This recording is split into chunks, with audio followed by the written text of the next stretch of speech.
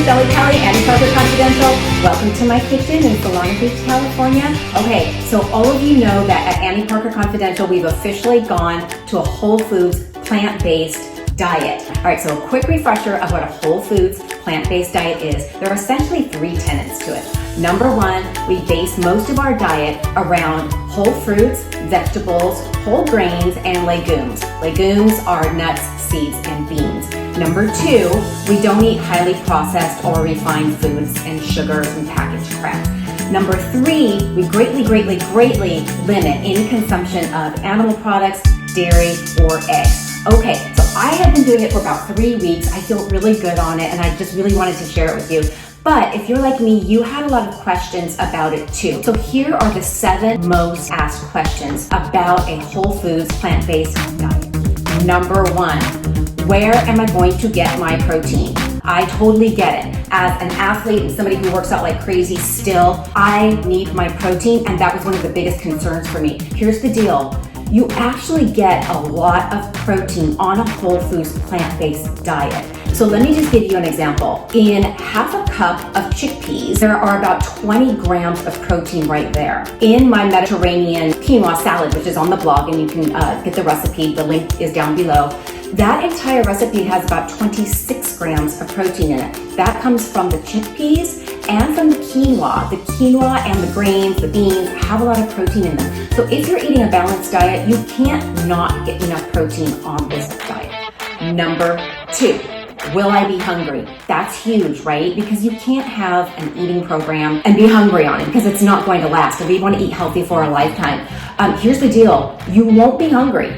I have been doing it, and because there's so much protein and inherent fiber in the fruits, vegetables, and whole grains, what I have found is that I'm not even wanting the 2 snacks that I usually had on my regular diet, which I already thought was pretty healthy. But because of the amount of protein and fiber that you're getting, it'll actually stabilize your blood sugar, and it keeps you fuller for longer. Number 3, am I gonna gain weight eating all these beans and grains? Okay, truthfully, I was concerned about that too. And again, look, you can gain weight on any diet, right? But what I have found with this, again, is it's about getting a good variety in your meals. So I always like to combine a lot of my meals with a lot of greens, with beans and grains within them, good healthy fats like some nuts and avocado. I keep those to a dull roar, and will tell you just by switching to this program, I've probably dropped a couple pounds just by virtue of the fact that I'm staying fuller longer. Number 4,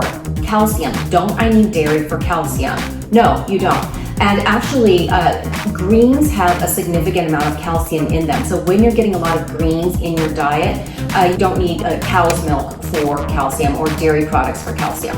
Number 5, isn't it the same as being vegan? Okay, I thought the same thing, but here's the deal. Vegan eating essentially is the elimination of animal products, meat, dairy, eggs, the whole shebang. On the whole foods plant-based diet, we greatly limit it. So it doesn't mean that you can't ever have it, or if an egg sneaks into one of your recipes, all hell's gonna break loose. But here's why I feel plant-based is better. Because by definition, you're eating whole foods that are plant-based. So let me give you a very extreme example to illustrate a point. Under veganism, you could technically go through your whole life drinking Coke and eating gummy bears, right? Both of which don't have any of the animal products, eggs and dairy, and still be considered a vegan. Nobody's going to do that, but you get my point. On a whole foods plant-based diet, by definition, you have to eat whole foods and plant-based. So I feel that it's healthier. So there's just a little bit of a delineation there. Number 6, if it says plant-based, that means it's healthy. I mean, like with anything else, the minute that something becomes kind of the thing to do, all of the food companies and the marketing companies jump on the bandwagon and start plastering plant-based or gluten-free or sugar-free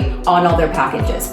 So what you want to do is you want to flip it over and you want to read the ingredients on the package. There's a lot of junk food out there that says plant-based, unfortunately. That's why we say whole foods, plant-based. If I see on the back of a package that something doesn't have mainly ingredients that I can find in my own kitchen, it's junk food and I put it back. So no, just because it's plant-based does not mean it's healthy. Read your labels. Number 7, how do I order in a restaurant, and what about like living your life and going out and having fun? I totally get it. All right, so that's kind of why I like this diet, because, well, I live in Southern California, and so fortunately there are a ton of restaurants that either cater directly to plant-based or veganism, or they certainly offer a very nice selection. So usually before we go out, I'll pull up the menu and I'll see if there's like basically things that I would like to order. I just pick wisely. I mean, I'm not gonna like freak out, and I'm not going to not live my life. So I will just choose wisely. I choose things that are more vegetable laden, a lot more greens in them.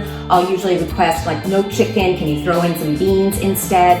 But I make the best choices possible. I make it work around still wanting to live my life. All right, so if you want more information on this, if you want lots of great recipes, if you want to follow me on the blog where we have all sorts of things on healthy living, wellness, style, beauty, fitness, and healthy living, visit me at addingparkerconfidential.com, and I'll see you on the blog.